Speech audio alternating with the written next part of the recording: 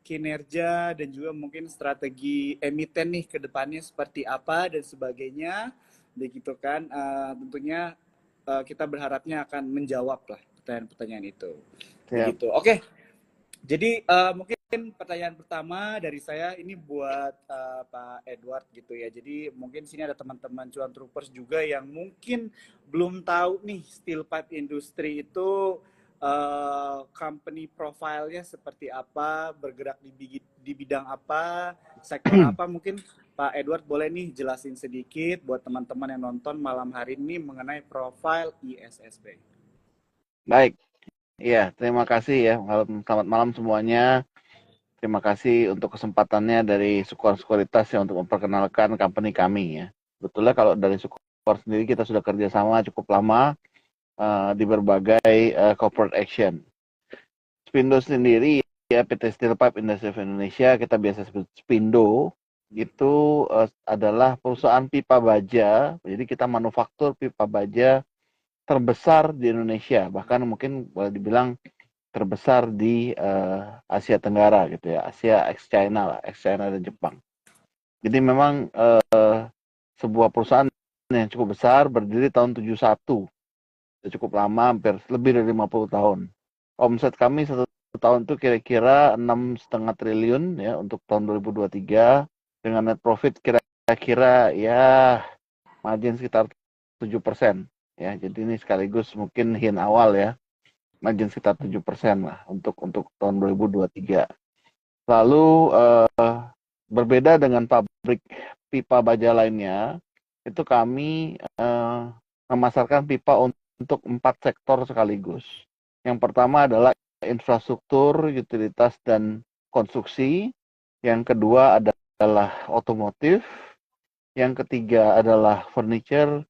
Yang keempat adalah oil and gas. Jadi seluruh kebutuhan pipa baja nasional, mulai dari yang kecil untuk kompor gas sampai dengan yang besar untuk program proyek-proyek infrastruktur bisa kami penuhi. Ya, kami juga sudah punya kemampuan untuk membuat pipa itu sampai paling besar 120 inch ya, atau kira-kira 3,2 meter diameternya. Jadi kita bisa masuk di dalam rame-rame. Yang salah satu contoh pipa diameter besar yang mungkin dekat dengan kita adalah kami berpartisipasi juga untuk sodetan Kali Ciliwung dan banjir kanal. Ya, itu juga pakai pipa Spindo. Untuk otomotif ya tentunya untuk roda 2 banyak sekali yang dipakai. Untuk roda 4 ya antara lain muffler, kemudian juga ada car seat dan sebagainya. Karoseri bus kita juga pakai ya, kita juga punya. Lalu untuk konstruksi lain yang biasanya kita supply itu adalah pipa hollow biasanya, pipa kotak, pipa hollow, pipa air, pipa galvanis ya. Lalu untuk chiller, untuk raised floor ya, pedestal kalau untuk data center, untuk frame dari solar panel, kemudian juga ada pipa-pipa oil and gas ya. Jadi semua jenis pipa kami sediakan. Sementara ini kami punya 6 plant di seluruh Indonesia dengan beberapa sudah mengarah ke sustainability. Ya, jadi kami sudah memperhatikan visi ESG ya. Sudah ada KPI ESG di dalam setiap operation kami, dan ke depan ini mungkin kami akan menerbitkan obligasi tematik ya, obligasi terkait keberlanjutan yang pertama di Indonesia. Ya, jadi mohon doanya supaya ini corporate action ini bisa sukses. Mungkin segitu dulu Pak. Mungkin kita nanti lanjutkan di Q&A mungkin. Okay. Atau ada yang mau diperjelas? Ya, oke. Terima kasih banyak ya Pak Edward untuk jawabannya. Jadi mungkin di sini ada beberapa dari investor begitu ya, atau nasabah kita yang juga mungkin belum tahu nih mengenai bahwa ISSP itu adalah ini ya, steel production untuk terbesar di Indonesia, bahkan di Asia Tenggara begitu ya.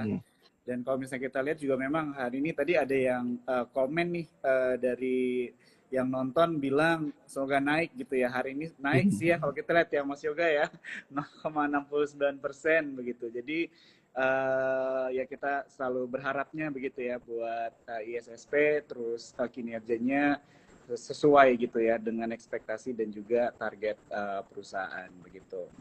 Oke, jadi kemarin saya sempat baca nih ya Pak Edward, mungkin sebelum nanti Mas Yoga juga ada pertanyaan-pertanyaan nih dari seorang analis lah ya, mungkin lebih mendetail nih. Cuma mungkin kalau aku mau nanya kemarin Pak Edward, saya sempat ada baca gitu ya di media bahwa ISSP itu di tahun ini tuh menargetkan pendapatan itu sebesar 10% begitu ya untuk sepanjang tahun 2024. Mungkin boleh dijelaskan sedikit Pak atau diceritakan kira-kira strategi apa aja yang dicanangkan atau sedang dipersiapkan untuk mengejar target 10% ini untuk di tahun 2024. Oke.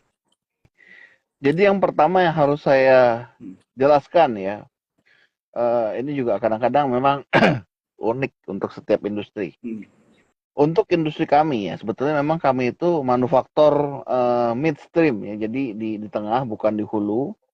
Tapi bagaimanapun kan bahan bakunya ini baja, ya sehingga ASP atau harga jual itu atau top line-nya itu akan tergantung pada pergerakan harga baja dunia. Kami sendiri secara internal itu selalu mentargetkan sebetulnya pertumbuhan volume, ya karena ya volume ya kita harus bisa grow seperti itu ya. Sedangkan untuk ASP untuk top line itu nanti akan terpengaruh. Kalau harga baja turun seperti katakan di 2022 yang lalu ya, itu 2021 yang lalu ya, itu bagaimanapun ASP akan turun meskipun kita volumenya akan naik gitu. Jadi untuk mengejar pertumbuhan volume sebesar 10% di 2024 ini kami juga sudah melakukan kegiatan dan program yang sebetulnya sudah mulai terjadi di 2023 ya. Kami lihat apa yang kami lakukan di 2023 itu cukup baik ya, cukup berhasil sehingga kami lanjutkan dan kami tingkatkan di 2024 ini. Antara lain adalah kita memperkenalkan produk kita ke end user gitu ya. Karena produk Spindo ini berbeda dengan pipa baja pada umumnya. Ya, pipa baja kami itu berkualitas dan yang bisa menghargai kualitas dan konsistensi itu adalah end user. Ya karena mereka butuh pipa baja yang betul-betul berkualitas untuk produk-produk mereka. Jadi sebetulnya kalau di Bursa Efek sendiri banyak sekali emiten yang sebetulnya merupakan customer kami. Ya, Citose itu customer kami, Dharma Polymetal itu customer kami, karya-karya ya udahlah semua udah customer kami, begitu. Ya, jadi nah mereka itu butuh produk yang berkualitas. Disitulah kami bisa memberikan nilai tambah. Ya, jadi dan untuk produk-produk untuk emiten-emiten dan untuk customer kecil pun kami harus memberikan edukasi. Ya, memang ada produk-produk lain yang mungkin lebih murah, tetapi konsistensi mutunya dipertanyakan, gitu. Ya sehingga kami tim marketing kami terus bergerilya melakukan pendekatan langsung ke semua sektor industri, baik itu industri chiller atau perkapalan ya atau yang lain juga supaya mereka mengerti dan bisa appreciate produk kami, begitu kira-kira.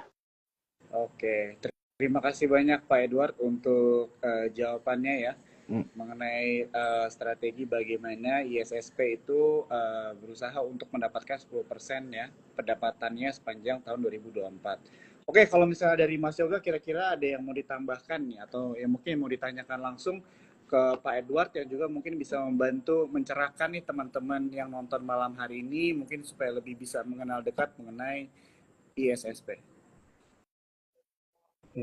Wah, boleh. Terima kasih Bro Joy. Ya. Selamat malam Pak Edward. Malam. Senang nih Pak bisa ketemu lagi, mau belajar lagi sama Pak Edward Pak. Sama-sama. Bapak waktu itu pernah ini ya Pak ya, coba jelasin ke saya soal bisnisnya ISSP. ISSP ini juga bisa dibilang market leader ya Pak ya di perbagian nasional ya. Betul ya. Bahan baku ini kan kalau nggak salah namanya HRC ya Pak ya. Betul. HRC Steel ya benar. Untuk saat ini kan kalau saya lihat ini sedang mengalami penurunan ya Pak ya. Ini apakah akan berdampak baik karena bahan baku turun Atau seperti apa Pak outlook ke depannya Pak mengenai ASP atau mungkin cost production barangkali Pak? Iya, baik. Terima kasih ya. Jadi sebetulnya kalau untuk harga bahan baku sendiri memang selalu berfluktuasi. Ya kita tahu tahun 2021 sempat naik luar biasa ya, lalu 2022-nya turun cukup dalam dan seterusnya lah. Buat kami yang penting itu adalah kekuatan permintaan sendiri. Ya, jadi secara umum yang lebih penting itu adalah daya beli atau kemampuan ekonomi Indonesia tentunya ya. Karena apa? Sebetulnya kenaikan atau penurunan tren kenaikan atau tren penurunan itu hanya akan merubah habit atau perilaku belinya ya. Misalnya pada saat tren harga naik itu mereka akan berbondong-bondong beli di depan. Jadi sekali order itu banyak, katakan 2.000 ton dan 3.000 ton dan seterusnya lah. Kenapa? Karena FOMO gitu loh. Takut harganya naik lagi, betul ya. Jadi mereka ya belinya banyak sekaligus gitu. Takut harga naik lagi. Tapi pada saat harga turun, itu pembelian akan lebih seret gitu loh. Lebih dalam batch kecil, misalnya 200 ton. Besok tanya, harganya turun nggak? Nggak turun nih. Oh ya udah nggak apa-apa deh, kita tambah 200 ton lagi. Besok kita tanya lagi, turun nggak? Nggak turun. Oke, kita tambah 200. Jadi mereka mengharapkan tuh harga turun. Nah, masalahnya adalah sebetulnya kan kalau kita bikin bangunan gitu ya, atau kita bikin sesuatu lah gitu, kan jumlah pipanya tidak berkurang karena turun atau naik harga, gitu kan? Ya pipa ya tetap harus dipasang kan begitu. Regardless apakah itu harga naik atau harga turun. Nah, dan timeline atau tenggat waktu proyek kan nggak bisa semua maunya gitu. Wah ini harganya turun, ntar aja deh santai-santai 3 tahun lagi baru jadi, kan nggak bisa begitu juga. Sehingga apa yang terjadi pada saat mereka melakukan penundaan pembelian, at some point ya mereka harus beli gitu loh. Kalau nggak proyeknya nggak selesai. Nah pada saat itulah yang dicari adalah yang ada barang tentunya ya. Oke, kita mau udah nggak ada waktu lagi nih. Besok harus pasang gitu. Ya udah, ada barang nggak? Nah, disitulah kami justru memiliki competitive advantage karena memang kami lengkap inventory-nya. Dan dengan di situ pula kami bisa bermain. Ya, lu mau ada barang sekarang, ya mohon maaf harganya sekian gitu kan, kira-kira begitu ya. Jadi ya ini apa ya? Memang ini style dan dalam dagang. Jadi buat kami sebetulnya nggak terlalu meter dalam pembentukan margin ya, baik itu harga naik atau harga turun. Yang lebih penting adalah kestabilan kekuatan ekonomi secara umum dan demand pembangunan. Itu yang lebih penting. Baik. Berarti nggak ada pengaruh ya Pak ya, baik dari segi volume maupun margin itu bisa tetap terjaga ya Pak ya, walaupun harga fluktuatif. Seperti itu ya Pak ya. Ya, pengaruh tentu ada ya. Seperti kemarin di 2021, 2022 penurunan drastis sekali pada bulan Maret sampai dengan bulan September gitu ya. Sehingga di kuartal 4-nya marginnya tergerus seperti itu. Tapi ya kita lihat aja. Kalau tetap dalam setahun kan juga sebenarnya nggak terlalu jelek sebetulnya ya. 2022. Ya. 2023 ya dengan harga yang relatif stabil tentunya kita lihat akan margin yang lebih baik seperti itu. Baik, baik. Kalau soal ini Pak, ini kan mumpung tadi Bapak juga sempat singgung masalah demand ya Pak ya. Ini kan ada IKN ini Pak. Ini sudah ada new demand nggak Pak ya dari sana? Atau kira-kira gimana Pak strategi ISSP untuk menangkap peluang ini Pak? Ya, sebetulnya memang apa ya yang perlu juga kita ketahui gitu ya. IKN itu memang sebuah proyek yang besar seperti itu ya. Hanya saja kan juga nggak selesai dalam sehari juga gitu. Itu berjenjang juga, itu yang pertama. Yang kedua jangan lupa, total budget infrastruktur Indonesia ini lebih dari 440 triliun gitu ya. Dan IKN itu ya nggak banyak sebetulnya porsi dari sana. Karena kan banyak juga porsi dari investasi asing dan seterusnya. Sehingga buat kami ya tentunya IKN penting. Tetapi di luar itu jauh lebih banyak juga proyek yang harus kita take care gitu ya, artinya harus kita penuhin. Karena faktanya hingga sekarang pun tidak ada satu proyek atau satu customer atau satu pembelian yang mencakup bahkan 5% dari total revenue kami. Ya, jadi ya apa namanya, memang sangat banyak kebutuhan pipa di Indonesia ini. Itu yang pertama. Yang kedua gitu ya, jangan lupa juga gitu loh, bahwa sesuatu yang semua orang tahu itu semua orang pengen masuk ya, semua bersaing di IKN karena semua orang tahu, waduh IKN semua pengen masuk. Akibatnya apa? Ya harganya banting-bantingan lah gitu kan. harganya ketat sekali gitu. Tapi kalau misalnya pembangunan dermaga wow di provinsi Papua Timur gitu, nggak ada yang tahu dan nggak ada yang terbatas sekali suppliernya, sehingga kita bisa bisa lebih relax gitu dalam memberikan pricing. Kalau misalnya kayak dulu tuh ada proyek off report, wah itu semua orang tahu, semua orang pengen masuk bahkan dari luar negeri. Ya akhirnya ya kita dapat, tapi marginnya ya begitulah kan begitu. Ya jadi ada plus and minusnya. Tapi IKN ya tetap kita dapat dan kita tetap perjuangkan. Kita di IG kami pun ada beberapa contoh proyek IKN. Ya untuk hotel Nusantara pun kami masuk, untuk beberapa pembangunan rumah sakit di sana pun kami masuk. Tapi kan ya nggak bisa semuanya juga kami sampaikan buat apa gitu loh. Karena memang ya setiap pipa ya balik lagi kan, nah kami terbesar ya setiap sama aja gitu loh. Bangunannya apa aja ya pipanya Spindo. Oke. Ya, jadi udah jadi top of mind ya Pak ya, ISSP ini di customer Indonesia ya Pak. Iya, karena memang ya kami terbesar gitu loh. Apa ya? Keunggulan brandingnya memang sudah ada lah untuk apa namanya, untuk kalangan kontraktor dan sebagainya. Tapi tetap kami push terus, nggak bisa bersantai-santai di situ, nggak bisa. Oke.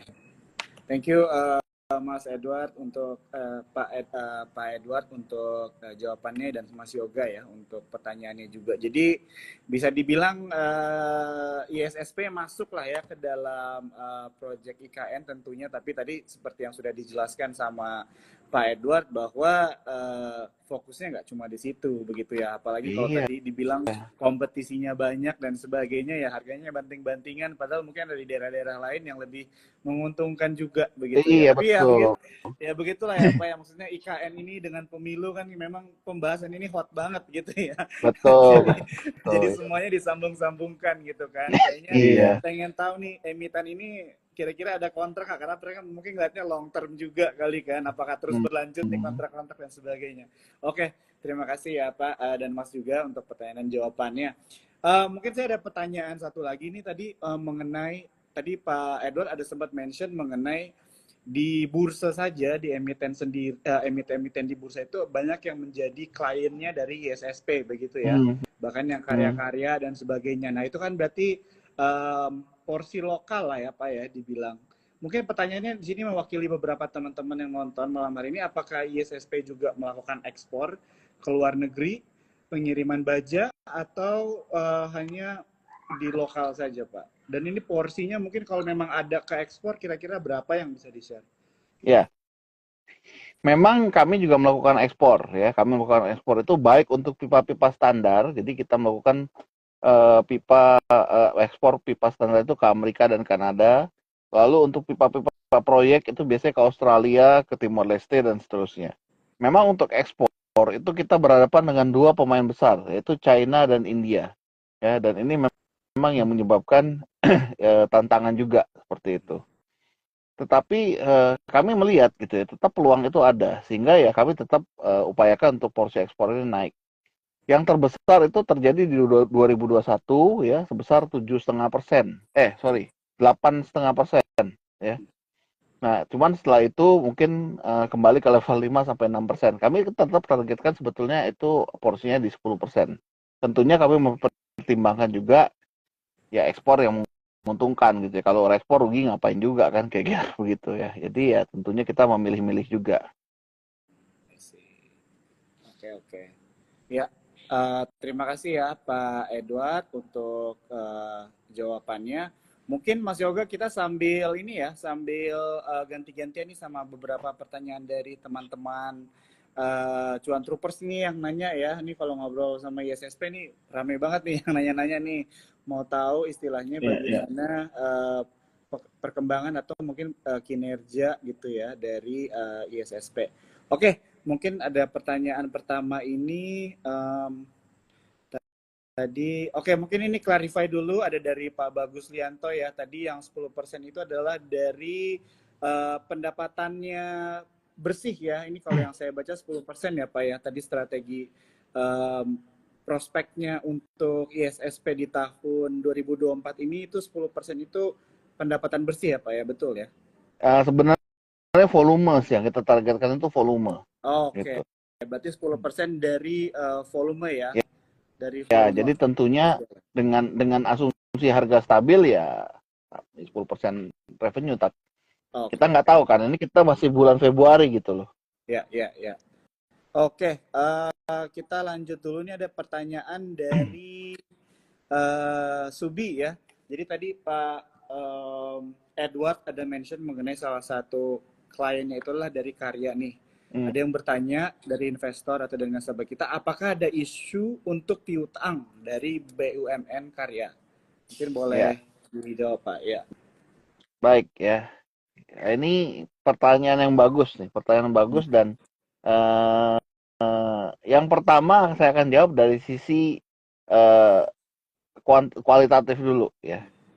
Sebetulnya apa yang terjadi di Karya itu kami di lapangan sudah duluan merasakan ya. Jadi karya-karya yang batuk, karya-karya yang nggak perform, kesulitan modal kerja itu tuh kami sudah duluan sebelum hal-hal itu tercermin di laporan keuangan. Bagaimana caranya? Di lapangan tuh kerasa, oh ini kok orangnya kok hilang ya, ini kok pembangunan kok molor gitu ya. Jadi kami tuh sudah berasa duluan. Dan itu menyebabkan kami sudah bisa antisipasi lebih awal. Itu yang pertama. Yang kedua, bahkan Waskita Karya pun itu tidak 100% mengerjakan proyek pemerintah sebetulnya. Bersama juga dengan karya-karya yang lain. Banyak juga pemilik proyeknya itu swasta. Dan mereka juga nggak ada masalah sebetulnya gitu ya. Pemilik proyek ini nggak bermasalah. Jadi kita harus memilih proyek mana yang kita kerjakan. Yang ketiga, dari sisi kuantitatif, dilihat aja. Angka AR days of AR kami itu sekitar 70 hari.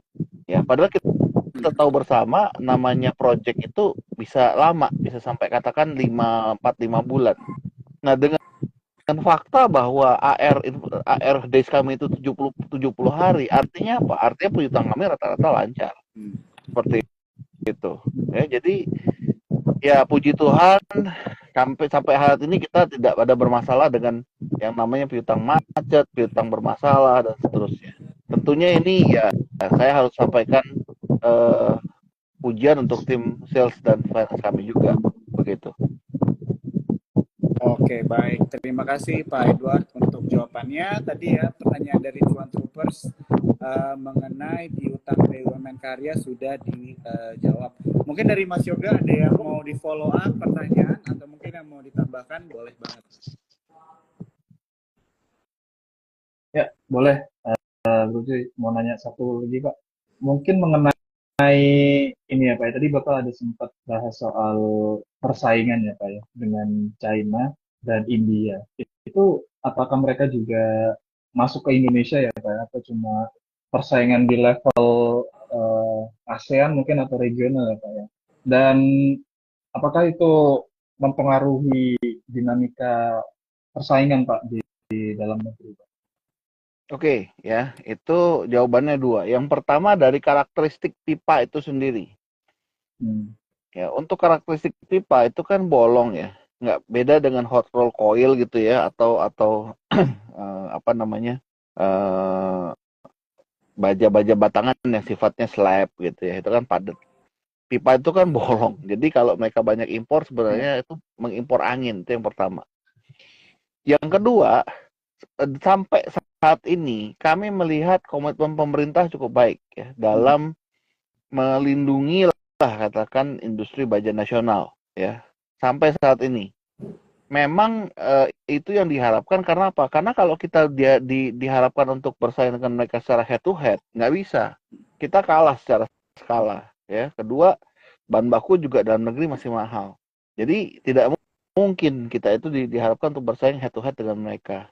Tetapi yang sampai saat ini sih kita lihat komitmen dan apa ya konsistensinya cukup baik. Ya mudah-mudahan ini ya mungkin dengan bantuan teman-teman investor dan regulator ya bisa disuarakan ke pemerintah untuk terus apa ya melindungi dan secara konsisten mendukung industri nasional, terutama industri-industri strategis.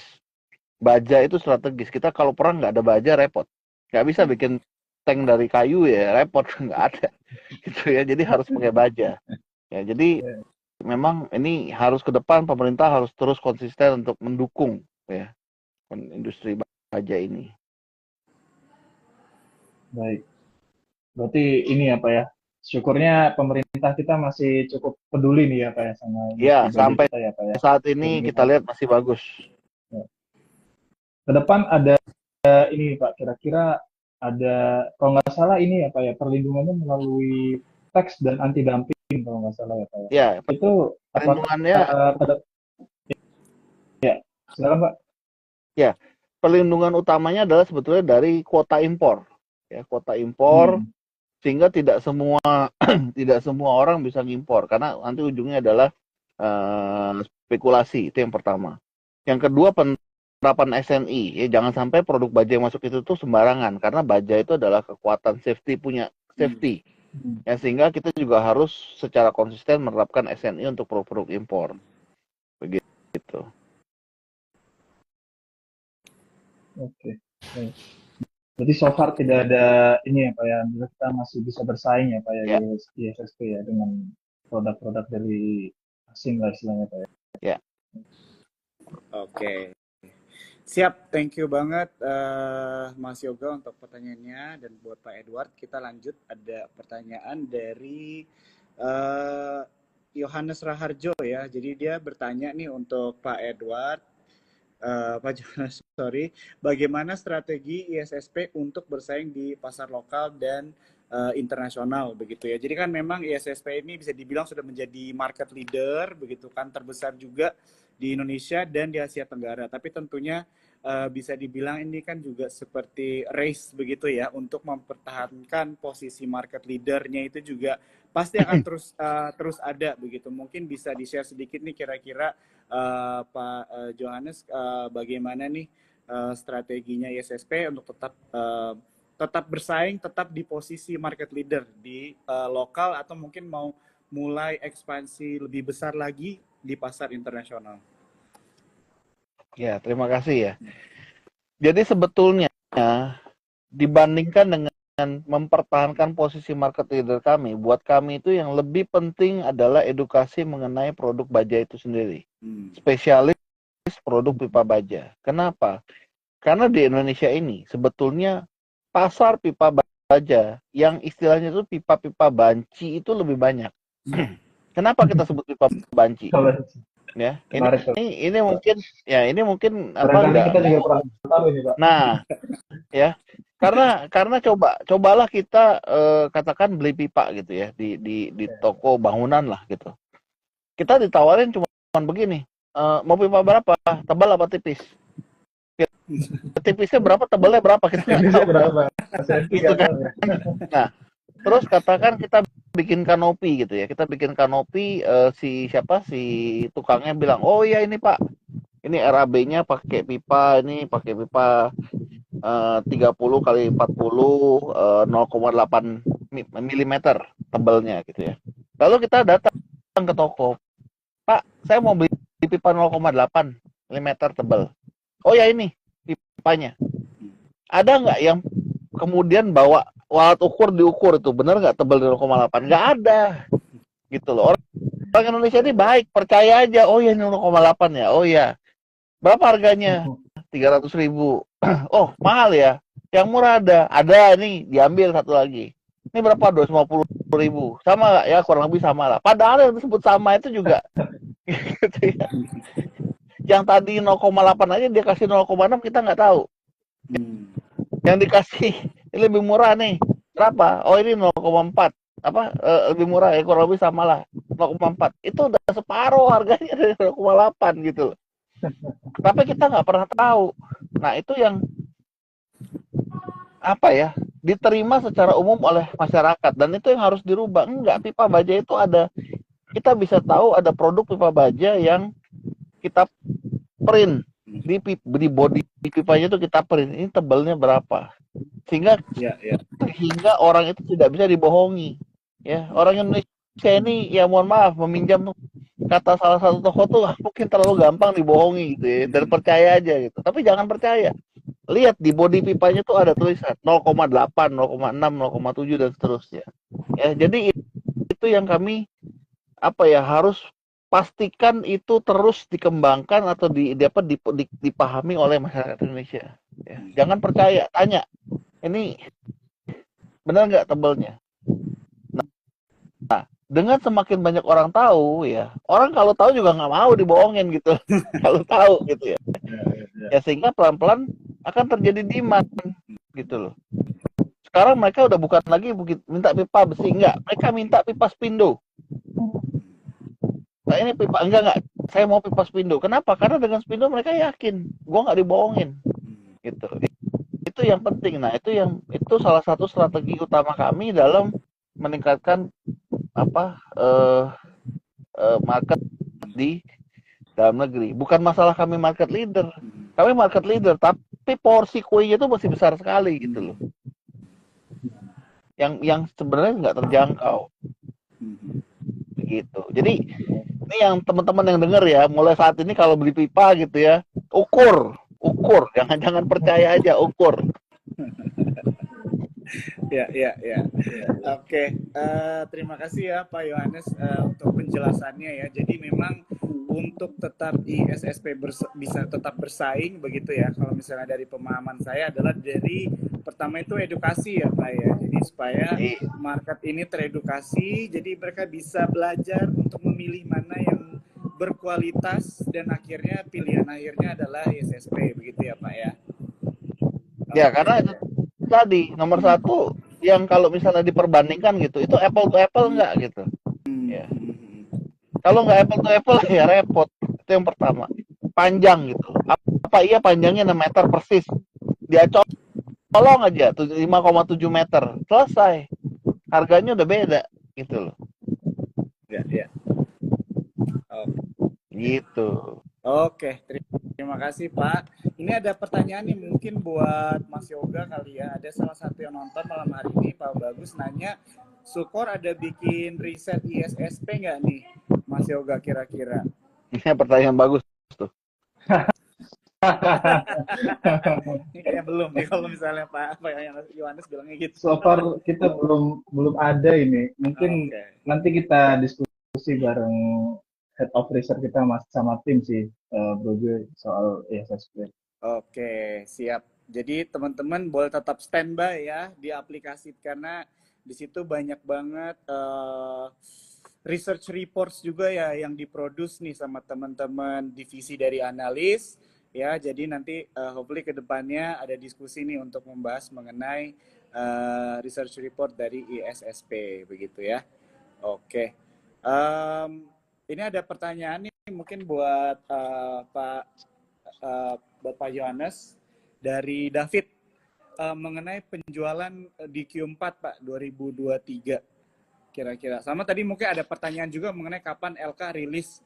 Aku belum cek sih kalau LK-nya udah rilis atau enggak, mungkin boleh sekalian dijawab nih. Kira-kira ada beberapa teman-teman yang nonton pengen tahu mengenai laporan keuangan atau mungkin dari sini volume penjualan di kuartal terakhir tahun lalu Pak.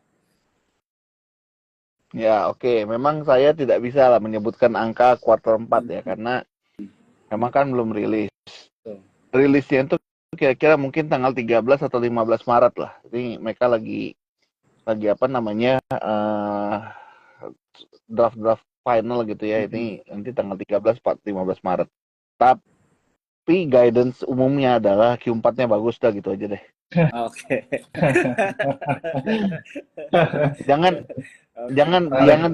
jangan dipakai Q4 2022 untuk memotret Q4 2023. Marketnya beda. Harga bajanya beda. Ya, Ya, itu ya. aja. Oke. Wah, ini udah dijawab ya. Oke, mungkin dari Mas Yoga kira-kira ada pertanyaan atau mungkin ada yang mau di-share mungkin untuk teman-teman cuan troopers juga nih. Barangkali ini Pak, melanjutkan yang tadi Pak. Kan tadi nanyanya Q4 ya Pak. Q1 gimana ya Pak? Q1 2024. Begini ya, Q1 ini kan baru 2 bulan ya, baru Januari, Februari ya. Februari. Yang sudah lewat semua ini kan Januari ya. Kalau Januari sih kita lihat inline dengan target ya. Itu yang pertama. Kalau Februari memang ini ada beberapa gangguan. Yang pertama ada Chinese New Year ya. Lalu habis itu ada pemilu. Jadi memang ya expected memang agak slow. Expected memang agak slow. Ditambah lagi pastinya lah semua sektor sebelum pemilu itu semua orang bilang, "Tar, tunggu presidennya siapa," gitu. Nah, sekarang kan udah bayang ya dengan quick count dan sebagainya. Kita sebenarnya sudah punya gambaran, indeks saham juga sudah menunjukkan gitu bagaimana tanggapan market. Ya, diterjemahkan sendiri aja begitu kira-kira. Baik. Terima kasih Pak. Ya, oke. Kita coba lagi ya tanya, jawabin ada beberapa pertanyaan-pertanyaan dari teman-teman kita di sini. Oh, ini tadi ada yang nanya nih Pak, Pak Johannes. Jadi tahun lalu itu kan ini pertanyaan sejuta umat Pak untuk investor nih biasanya kalau kayak emiten nih Pak. Tahun lalu itu pembagian dividen begitu kan, RSP. Apakah di tahun 2024 ini akan ada pembagian dividen juga Pak? Kira-kira bagaimana nih tanggapannya? Begini ya, sebenarnya pada prinsipnya controlling shareholder dan manajemen itu tuh senang bagi dividen. Ya. Hanya memang ini kan company ini baru menjalani transformation. Ya. Kita ingat 2017 itu terjadi ya katakanlah kelengahan lah dari manajemen sehingga profit hanya 8 miliar. Apa yang mau dibagi gitu? 8 miliar nggak cukup. Lalu setelah ditransformasi di 2018 membaik menjadi 48 miliar. Ya, 48 miliar ini tentunya ya lebih baik kita fokuskan untuk meningkatkan kinerja. Yang terbukti di tahun 2019 itu naik menjadi 185 miliar. Ya, laba bersihnya, ya. Kita sebetulnya 2020 itu udah siap-siap bagi dividen. Karena kan RUPS itu kan Juni. Lalu Maret 2020 itu COVID. Ya, kalau ingat saat itu Maret 2020, Maret April itu udah kayak zombie apokalips. Ya. Sudirman sepi, Tamrin nggak ada mobil gitu ya semua. Ya at that time tentunya kami mengambil posisi defensif ya, ultra defensif. Udah nih, duit tahan aja dulu. Kita nggak tahu ini berapa lama nih. Dan apa yang akan terjadi ke depan. Sehingga pada saat 2020 selesai, ya kita lihat kan, oh ternyata nggak berjelek amat juga gitu loh, nggak parah-parah amat. Ya kita mulai bagikan dividen. Ya sampai terus kemarin terakhir 2022. Terus. Ya. Nah, ke depan bagaimana? Ya tentunya saya berharap dan sudah saya sampaikan ke manajemen bahwa tentunya investor mengharapkan dividen. Ya. Meskipun saya tidak bisa mendahului keputusan RUPS bahwa akan ada dividen, tapi saya yakin mereka akan sangat memperhatikan dan mensupport kebutuhan investor. Seperti itu. Oke, baik. Sudah dijawab ya tadi buat teman-teman yang mungkin bertanya mengenai dividen untuk emiten YSSP ya. Ini ada beberapa pertanyaan juga ya mengenai laporan keuangan tadi sudah dijelaskan sama Pak Johannes ya di bulan Maret ya Pak ya tanggal 13 atau mungkin 14 ya kurang lebih ya. Ya. Ya betul. Oke. Ini ada pertanyaan lagi dari Cuan Troopers. kira-kira Pak di tahun 2024 ini apa aja tantangan nih kira-kira yang akan dihadapi sama ISSP nih Pak? Mungkin dari secara global atau mungkin dari domestik juga. Mungkin boleh di-share sama teman-teman. Ya, berhubung kami itu adalah produsen pipa baja terbesar, sehingga yang kami hadapi itu adalah tantangan-tantangan sifatnya makro. Jadi kalau misalnya terjadi perlemahan ekonomi, itu menjadi tantangan yang besar. Kemudian kebijakan pemerintah, lalu kemudian terjadi guncangan global, ya, itu yang mengakibatkan supply chain terganggu. Itu yang menjadi tantangan-tantangan kami. Karena kalau misalnya faktor-faktor mikro, sebenarnya kami ya nggak terlalu masalah juga seperti itu. Jadi ya kita harapkan ya Indonesia baik-baik saja. Karena pada saat Indonesia baik-baik saja, kami akan baik-baik saja dan semua emiten juga akan baik-baik saja. Begitu kira-kira. Oke. Terima kasih Pak. Jadi untuk yang bertanya Pak David ya sudah dijawab kira-kira tantangan apa aja nih yang akan dihadapi ISSP di 2024 ini. Oke, dari Mas Yoga nih kira-kira ada pertanyaan lagi nggak buat Pak Johannes mungkin yang bisa mewakili nih teman-teman Cuan Troopers begitu ya. Jadi mungkin membantu teman-teman yang nonton malam hari ini juga bisa lebih menganalisa nih gitu ya dalam memilih satu saham atau mungkin bertanya-tanya mengenai kinerja satu perusahaan.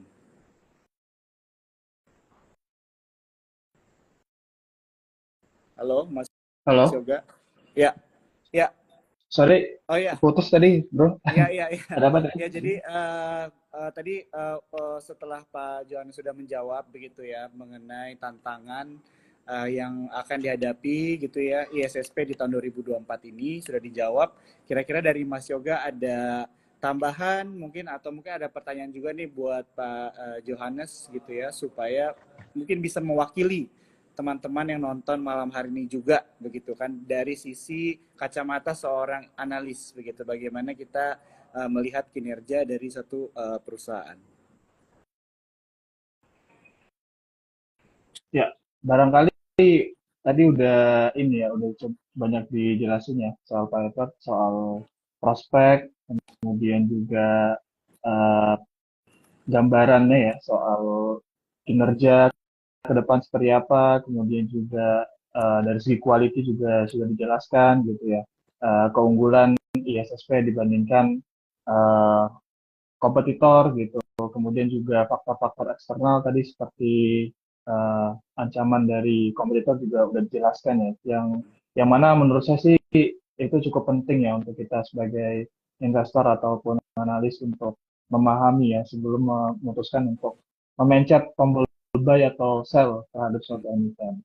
Gitu. Jadi menurut saya sih ISSP ini bisa lah untuk teman-teman coba kulik-kulik dulu, maksud saya adalah untuk analisa laporan keuangannya, barangkali juga saya lihat ISSP ini termasuk yang cukup rajin ya Pak ya buat PPT tiap kuartal.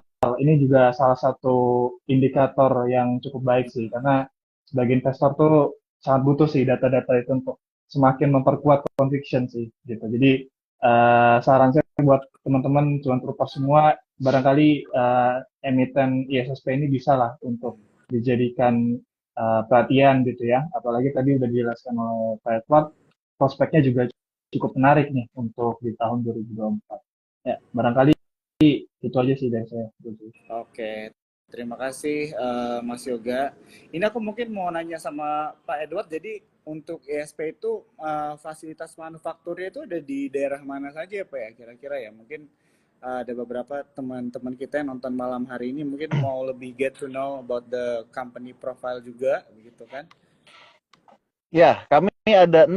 1 di Kerawang, 5 di Jawa Timur. Biasanya kami sebulan September itu kami lakukan company visit ya. Jadi beberapa kali sudah dilakukan. Monggo yang mau ikut nanti sekitar bulan-bulan September itu nanti kita akan buka pendaftaran. Itu yang pertama. Mungkin tadi juga sempat disampaikan mengenai ditelaah laporan keuangan dan seterusnya ya. Yang perlu saya ingatkan di sini adalah satu ya, bahwa selain laporan keuangan perlu sekali kita itu memahami karakteristik masing-masing industri. Ya, contoh yang paling gampang.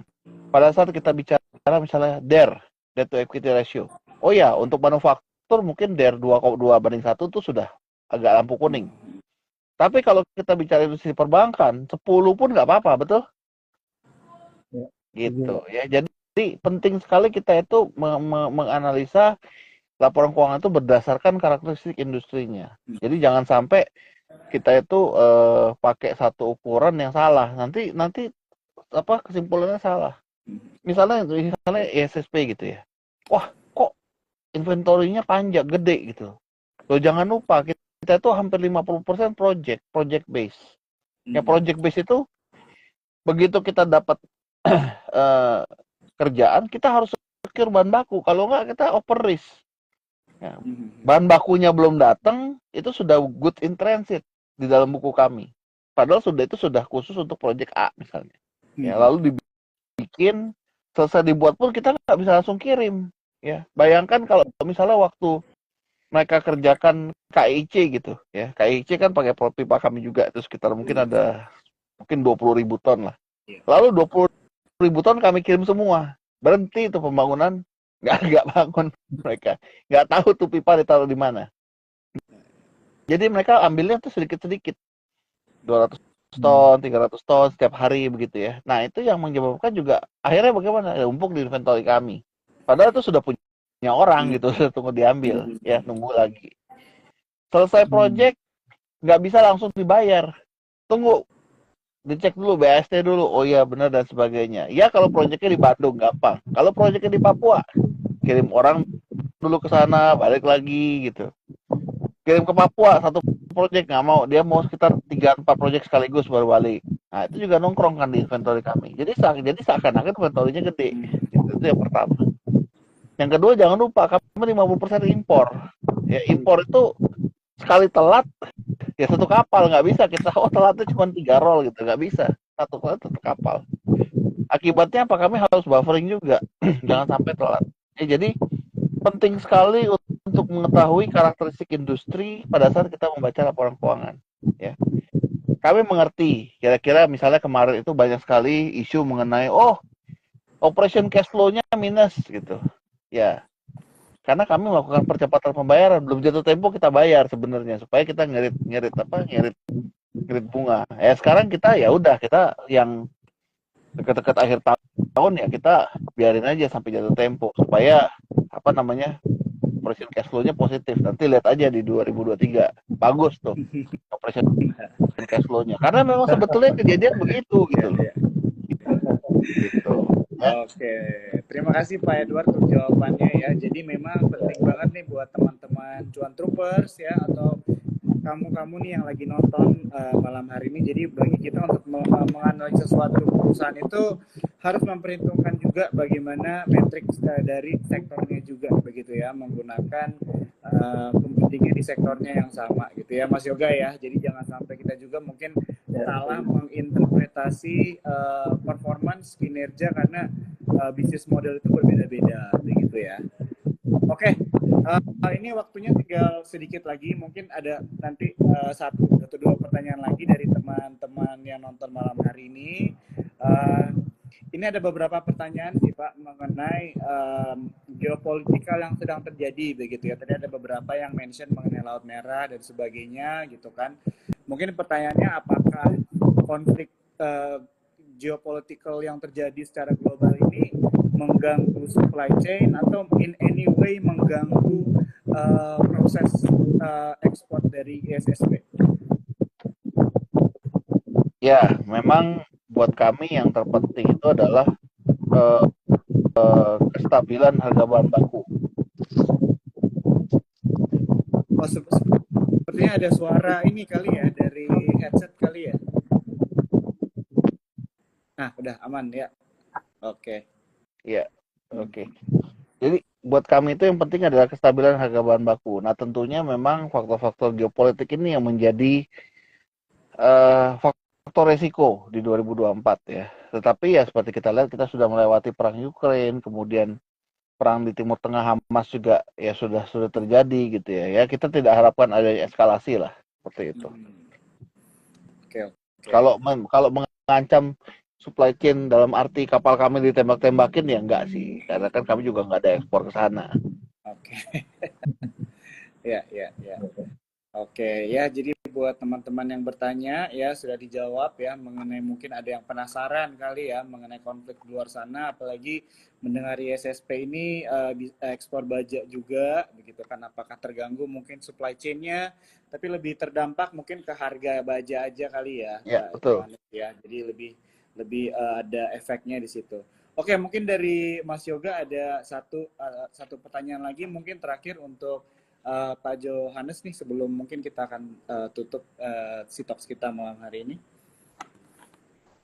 Oh iya, tadi barangkali saya ada lupa pertanyaan satu sih Pak. Tadi kan ISSP ini nggak cuma konstruksi ya Pak ya, industri konstruksi yang disuplai ya, tetapi ada juga otomotif gitu.